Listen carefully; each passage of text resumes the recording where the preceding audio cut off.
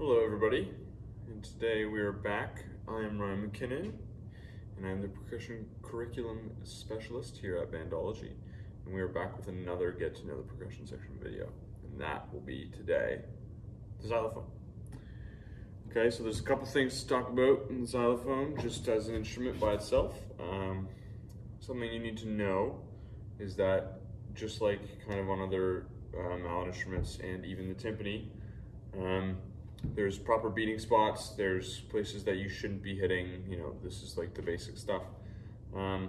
Something you need to know just at first is, at least for me when I'm playing xylophone, I want it raised, typically from wherever it is, just because I'm a little taller. You know, some people like it low, some people like it a little higher. I typically just go by the rule of thumb of like right kind of in the middle of my belt buckle. Unfortunately, the xylophone doesn't actually raise, so it's a little low for me, but I'm still totally able to maneuver around and it's fine. So that's the first thing. I would say if that, you know, that doesn't feel right for you, or you're not terribly comfortable doing that, I would say there's an easy way to just do this, and that would be to close your eyes and put your sticks and arms at your side. I do this for snare drum too, by the way, so this works for everything. Put your sticks at your side, close your eyes, and raise your arms up as if you're gonna play. Okay, and then that would be where you'd raise whatever instrument you're playing to. See, so this one is a little low for me, but that is okay, because it doesn't move, unfortunately. But, okay, so that's the first idea. Now, as for the beating spots that we talked about earlier,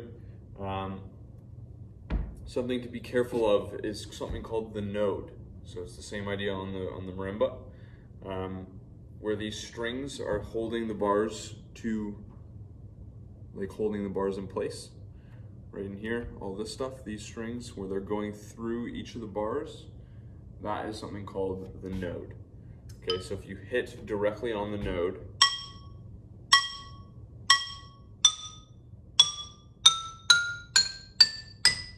there's barely any sound, okay? It dies really quickly, it's not bright, it's not a lovely sound, it's not at all a good sound. So you wanna be careful of that. That is definitely somewhere where we don't wanna hit unless directly indicated, okay? Now, there's two beating spots on the xylophone, okay? Two main ones, at least. There's directly in the middle of the bar, okay? And then there's on the edge of the bar.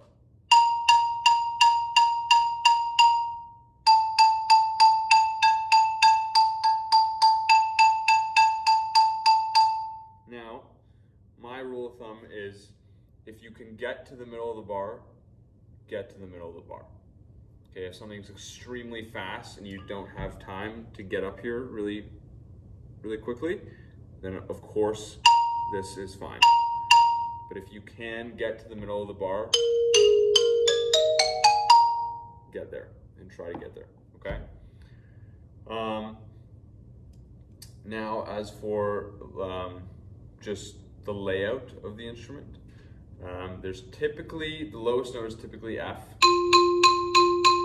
Okay, so that's going to be your low note is F, and then the high note is typically going to be C, and that is because it's this instrument and some of the other ones that I've played a lot are about 3.5 octaves.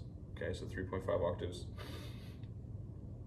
Some of them could be bigger, some of them could be smaller. You know, I've seen it, like recently I saw a 5 octave xylophone, and that just seemed kind of ridiculous to me. But yeah, so typically they're 3.5 octaves, and that's going to be your general layout: low note F, high note C. Okay. Now I would say probably for technique things, you know, a lot of this is going to be similar to some of the stuff we've talked about, like in the timpani video, in the marimba video, even in the snare drum video. A lot of this, you know, it's information that we've heard, which is good because it's good to keep that in your brain. But we really want to make sure here, loose, super loose, okay?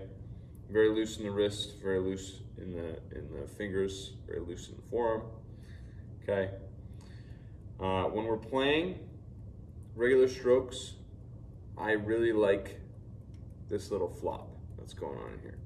Okay, so I'm super loose. I'm keeping this pinching, and I get this nice little flop.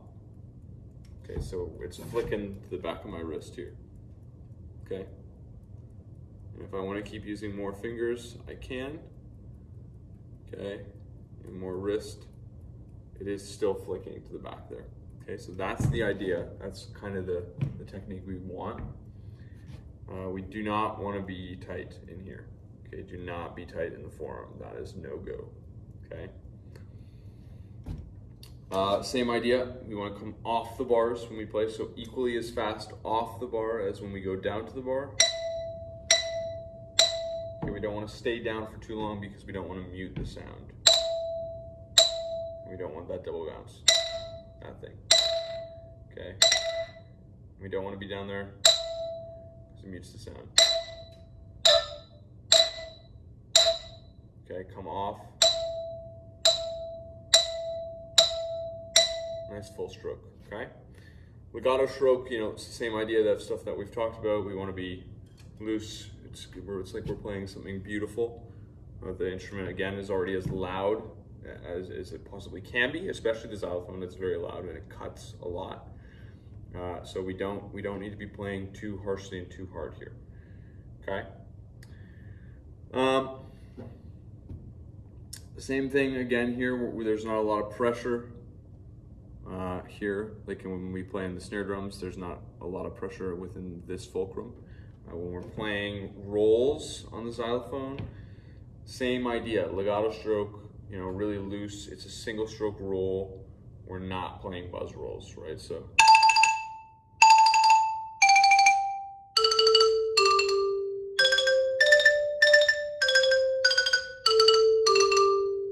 Okay, there's a lot of flick going on.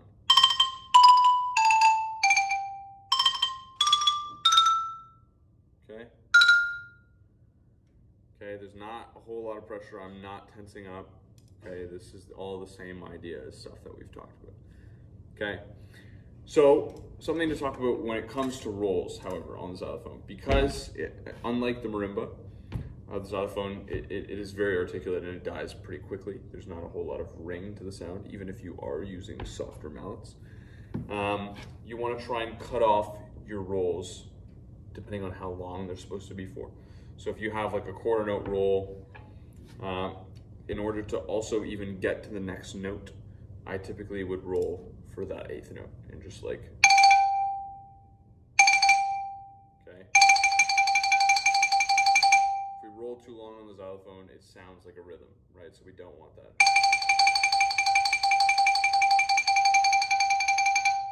It just sounds like da da da da da da da da. But if we go,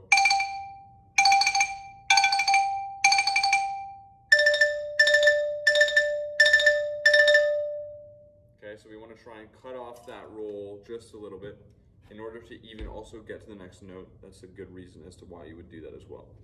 Okay.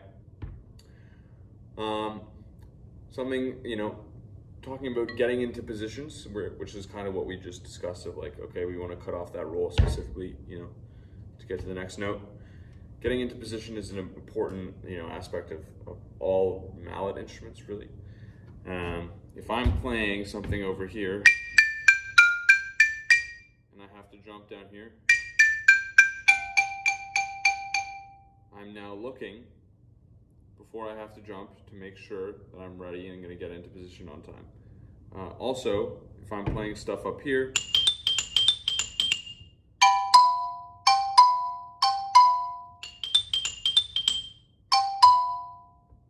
okay, I'm moving my body. I'm taking that step down. You know, I'm not taking cross steps all the way down. I'm just sidestepping and I'm getting into position. Okay, playing.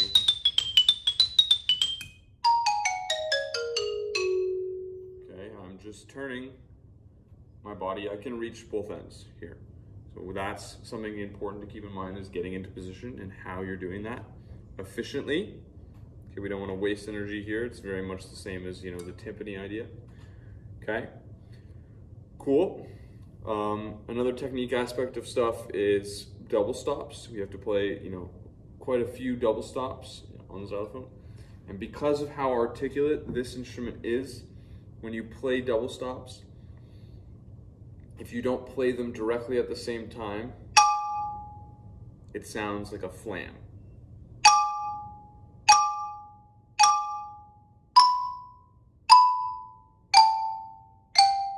Okay, we don't want that. We want directly at the same time.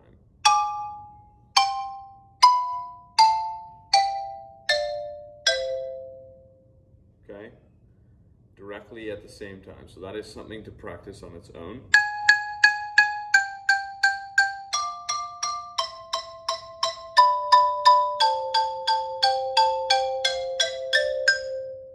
See, you heard a flam in there. Yeah, so that is something to practice, is making sure that they're very together, because we don't want that flam sound, okay? Now there isn't a whole lot else for xylophone. That is the majority of the stuff that I wanted to talk to you about. Mallets, again, is the same sort of idea as all the other mallet instruments. We have anything from a range of extremely soft to extremely hard, and everything in between. When you're choosing mallets on xylophone, again, you're going to want to listen to the piece that you're playing, and you want to try and figure out what mallets that you have suit the best character and that would sound as much like that piece as possible. Okay, so that's a huge thing to think about. Xylophone is a lot of it is about character and what is the xylophone doing specifically during that passage. And you have to kind of think about what's your role in the piece at that point, and why am I doing this? So what mallets and what sound from the mallets would make the most sense in this section. Okay. We want to keep in mind ranges here. So between the low range and the high range, it's very much like marimba. When you're playing in the low range, you maybe don't need to roll as fast. You still need to roll quickly because it is a xylophone. But when you're in the high section, we need to roll very quickly, because it's very high pitch and it dies very quickly. Okay, at the same time, in both of these sections, we want to make sure we're really delicate and soft. Okay, we don't need to play really hard in the low bars.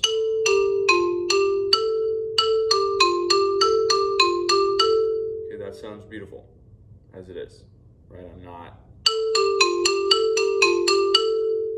That's kind of gross. And same idea up here. It's already high enough pitch. It's already super loud up here. We don't need to be digging in.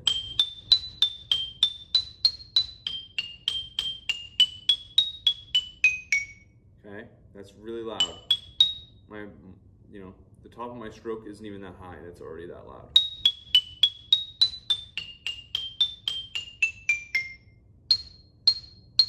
Okay, so we don't need to dig in. Be really soft. We don't need a whole lot of articulation in both of these, ending ranges. The middle range, again, same thing. We're not too tight. We're not too articulate, but we definitely need to be more delicate in both the high range and the soft range, or low range, not soft range. Sorry. Okay, cool. So those are the main ideas as to what you kind of want to think about when you're playing xylophone. All right. So now I'm going to play you an excerpt.